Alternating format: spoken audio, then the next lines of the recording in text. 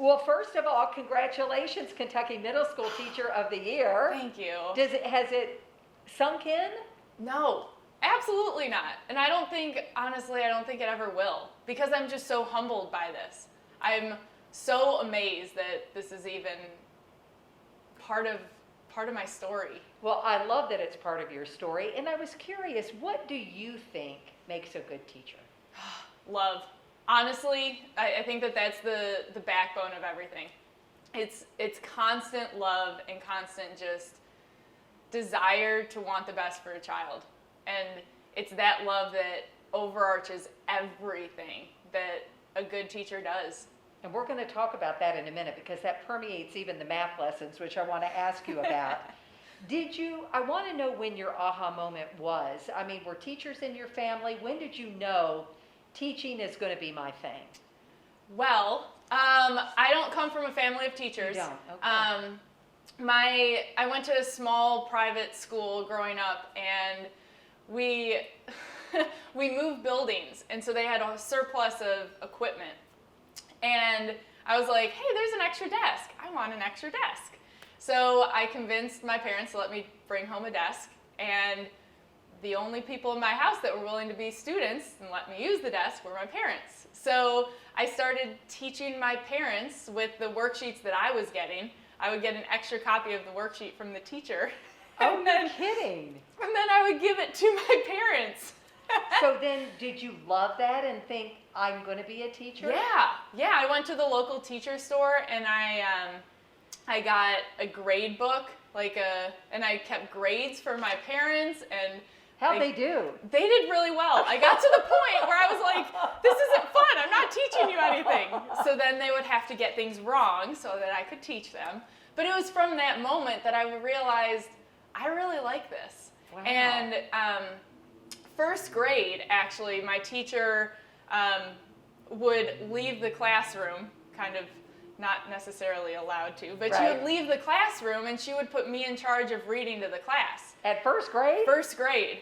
So I would read a book to the class, and that was my first classroom teacher experience. So you were hooked. I was hooked. Hooked early on. Yeah. That is so funny. Yeah. Now, you're not from Louisville, grew up in Chicago, where you taught your parents. Yes. So tell us then, how did you get from Chicago to here in Louisville? Yeah, I went to Miami, Ohio for my undergraduate, and my senior year at Miami, there was a job fair, and went around to booths, and JCPS had a booth, and I knew that I did not want to go back to Chicago to teach, at least when I was starting out, because I wanted something new. I wanted to be able to really focus on my craft those first few years, because all of the advice I heard was, you're going to be really overwhelmed, and you're just going to want to have the time, and you're going to be even more overwhelmed if you're balancing friends and you're balancing family. And so you kind of cut yourself off going, okay, I'm going where I don't know anybody. I'm a full-time teacher. And boy, when we say full-time, I mean, it was more than full-time, right? Yeah. I would get to school at like 5:30 in the morning, stay until 7:30 at night, and then probably go play some volleyball somewhere in the city. Did anybody say to you, Laura, you don't need to be here that long? Everybody. Everybody. But I was like, why not? You know, I had nothing else to do, and I was like, this is what fills my bucket, and I loved it. So what was the lesson learned in that? So it fills your bucket. So for you, it really wasn't a chore then. Right. Yeah, it taught me that the more that I prepared outside of school, the easier it was inside of school. So that first year was all about organization, how to organize my materials, how to organize my worksheets, how to organize my time, just how to frame my career. And that helped me really refine my years going forward. I have to ask what kind of student you were. I think it's probably a really silly question because I think I know. Because anybody who's this organized and teaching her parents and the first grade, I'm assuming you were a good student? I was a good student. I wasn't the best student. I didn't always like to work super hard.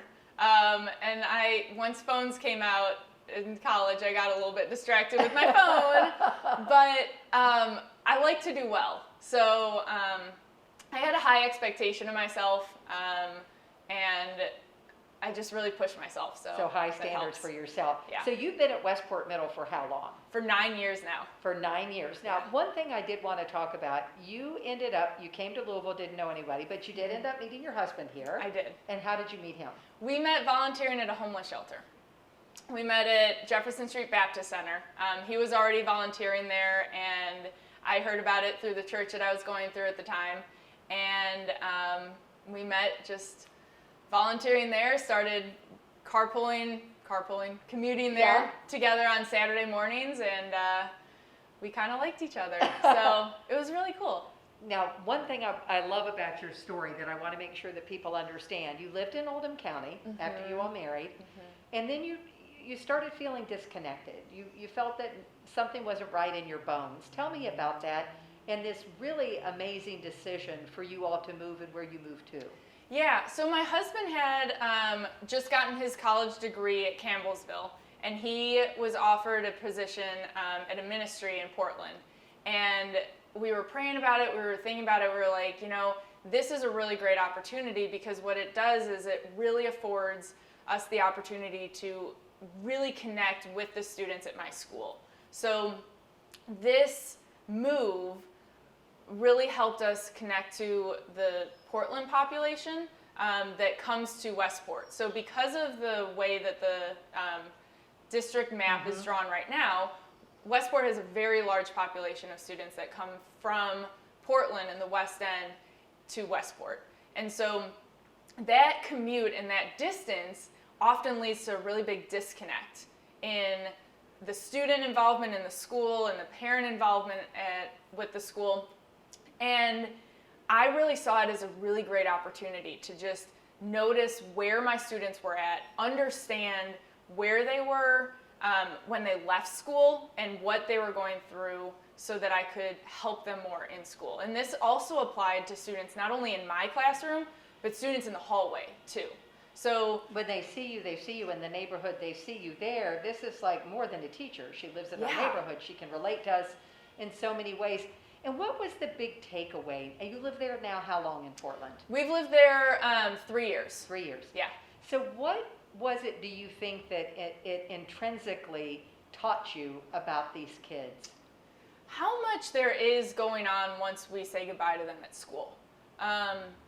A lot of times when we see them only in one place at school, we tend to think that that's kind of their environment, but we forget how connected their home environment is to their school environment. So they're dealing with so much outside of school that it often leads to more difficulty in school. Right. And that's just, it manifests in like distraction, it can be anger, it can manifest in a whole bunch of different ways, but we don't always make that connection. And so when I'm able to see that firsthand, I'm able to empathize with them so much more. And then how does it do with when carrying out? Are you able to say, I understand? How does that conversation go with the child when you know what's going on in the home life? Yeah, it helps me listen with much greater enthusiasm, I would say. I'd like to think that I would still listen the same, but I can empathize in such a different way. I understand where they're going, what they're going through, and how they're trying to balance things while also learning how to just grow up. Right. And it's really tough. It's really tough. What I was going to say, what has been the toughest thing for you in that move? Any regrets? Are you pleased that you made the move? Anything like that? Yeah, we're definitely pleased that we made the move. It's hard though. It's really hard because we're able to see this side that isn't very glamorous. You know, there's a lot of great things happening, but then there's a lot of really dark things happening too. And so seeing that and experiencing that helps us realize this fight that we're in. Right. And it's more than just being a teacher. That's what always amazes me, because my mom was a lifelong teacher, and I saw with her kids and the kids who came up to her years and years later and the stories they would tell and how she made a difference. It's social worker, it's teacher, Yes. it's part parent, it's, Yeah. I mean, there's a lot on teachers. Do you feel that? Yeah. The weight of all of that, Yeah. especially with what you see out of school as well. Absolutely. Like, I feel like it's really hard to turn off my job, but that's also how I know that I'm in my correct job. You know, Right. that's how I know I'm in my calling, because I love it. I love all those aspects. I love that I can be that person for my students and for the people in my community, you And know? I'm assuming they come to you in the community as well. Mhm. Do you come up to you, knocks on the door, can you help me with my homework? Literally. Well, Literally. that's what I was going to say. You can't turn it off, right? Yeah. There's not yeah. a do not disturb sign on the Right. door. And that level of vulnerability is something that takes adjustment, you Right. know? It isn't for everyone, but it comes with such sweet rewards. Being able to like encourage the students and encourage the families and give them that positive feedback lifts them higher than anything else. So it's just really cool. You know, one thing, middle school is tough anyway. It's you know, when we are figuring out who we are. I mean, I remember middle school years. It's like I always said when my kids were in middle school, we just need to survive this. I don't know if that's the correct way to look at it, but that's kind of how I did. Yeah. But what is key in how you teach with discovery of self of these kids? Because what I loved with what you said is you're a math teacher. Math is not your priority. And when you said that, it kind of blew me away. Explain that. Yeah, I truly just care about the child. I want the child to learn how to grow up, how to be successful, and how to learn more about themselves through being in my classroom, how to be successful, how to organize themselves, and how to advocate for themselves, and then how to be confident in themselves and in their learning. And how do you teach that in class? Does that come with certain lessons? Does it come with Q&A? How do you do that? I think it comes in everything.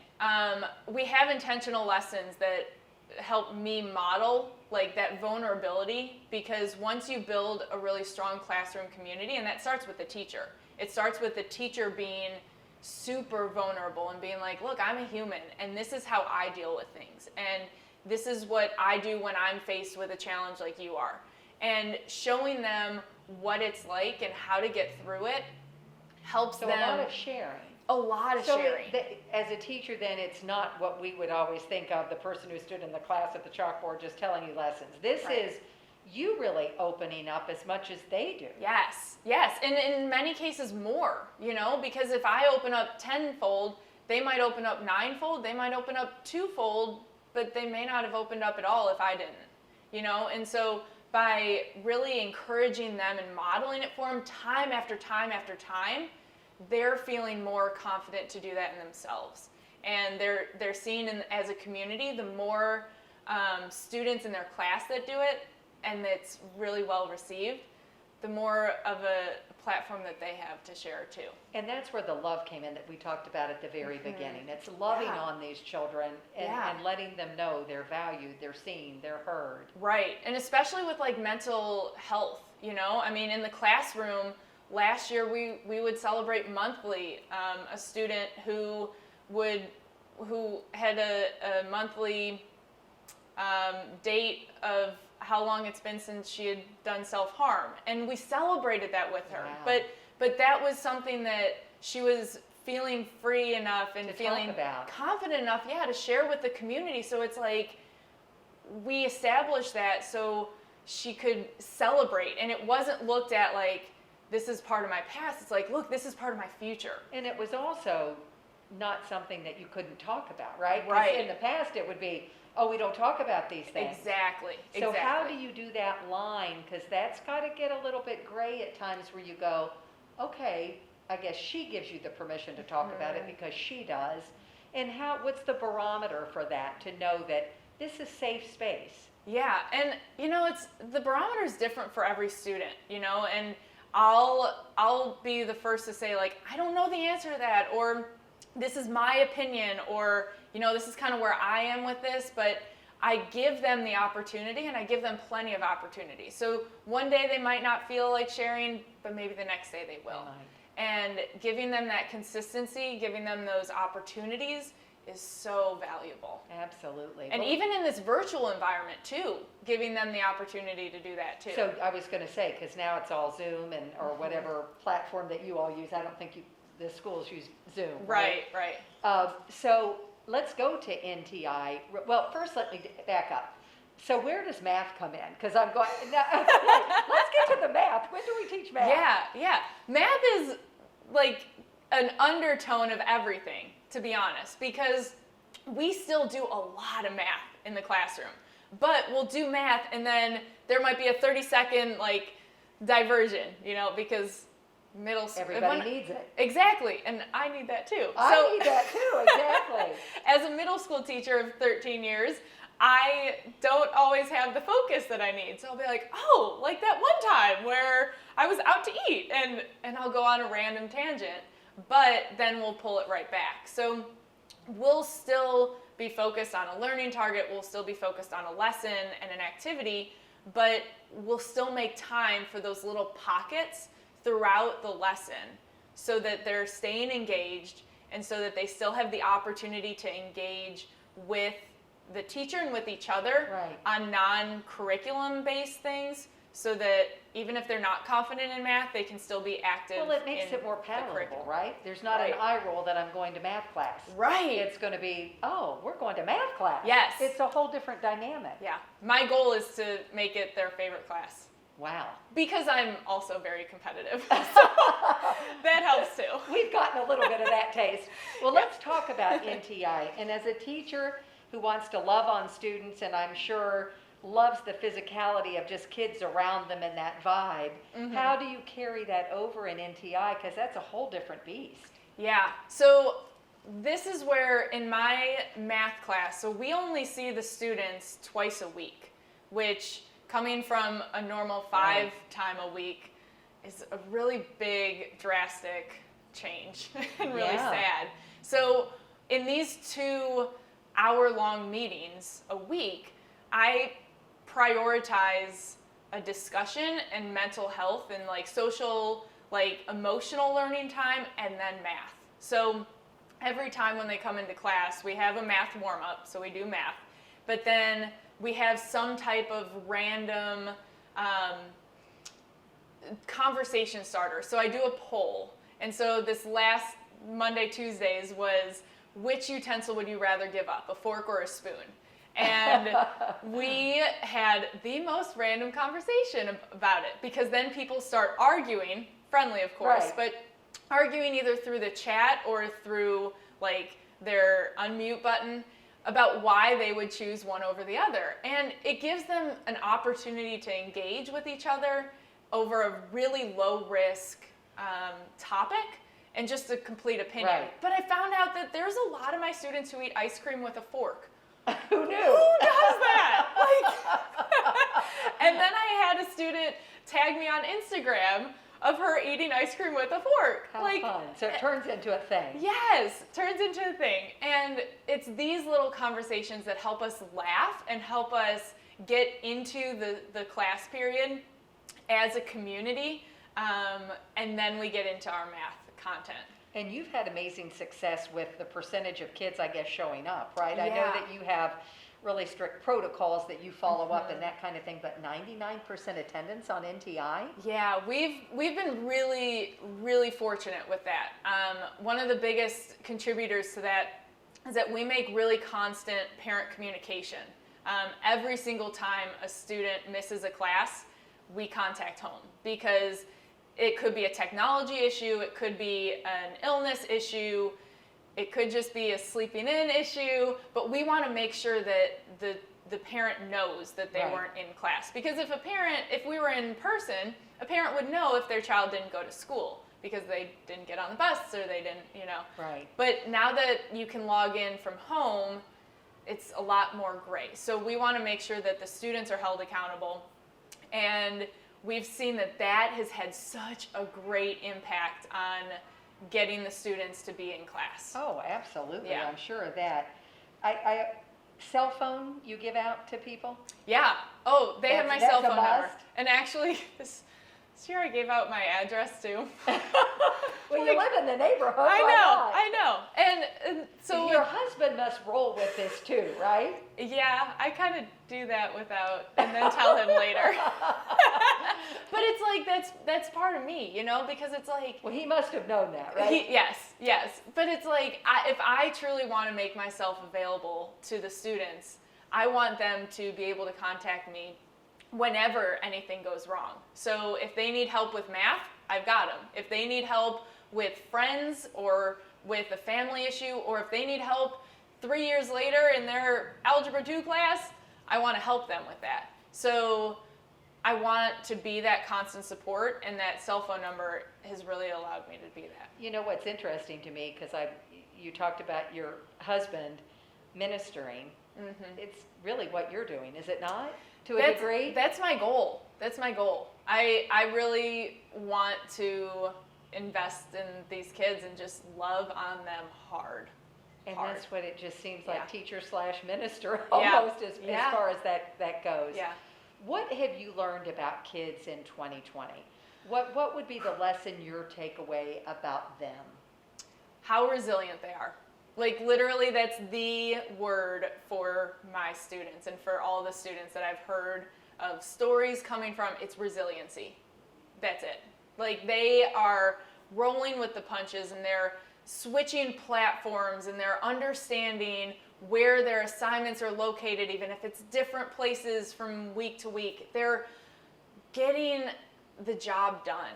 And it's that resiliency that I really think is going to set this generation apart. I really agree think. with you on that. I mean, because to survive this, right? And, Yes. and not just survive it, but if you can thrive, Yeah. I mean, that is amazing. Absolutely. I'm happy Absolutely. with just surviving it at Yeah. this point, right? Yeah. And what's the lesson that I guess that you've learned about you in 2020? How much more difficult I make a lot of things. I think that this has allowed me to slow down a lot and to simplify, and I tend to overthink some things, and it isn't always necessary. So 2020 has really helped me be grateful for what I have, to a whole other degree. Grateful for my students. Just thinking about them makes me want to cry. And thinking about the possibility of like seeing their faces. I've had a couple students that I've been able to see, like they've done porch drop-offs or whatever with me, and it just blows me away. And those little things, I never Grow tired of those. Yeah. So 10 years, 20 years, still a teacher? I can't see myself doing anything else. I need that student contact. They just fill me up. And what I love about teaching is that no day is the same. And you never know what they're going to ask you or what they're going to say, and just the ways that they warm your heart day after day is just What do your priceless. parents say? I mean, they've seen you since first grade, you know, with the desk and all of that, even the grade book and that. What do they say? They're proud of me. And they're super supportive. They're super supportive. They're proud that I'm doing what I love and that I'm able to be that light to my students. Perfect. Thank you so much, and congrats. Thank you. I appreciate it.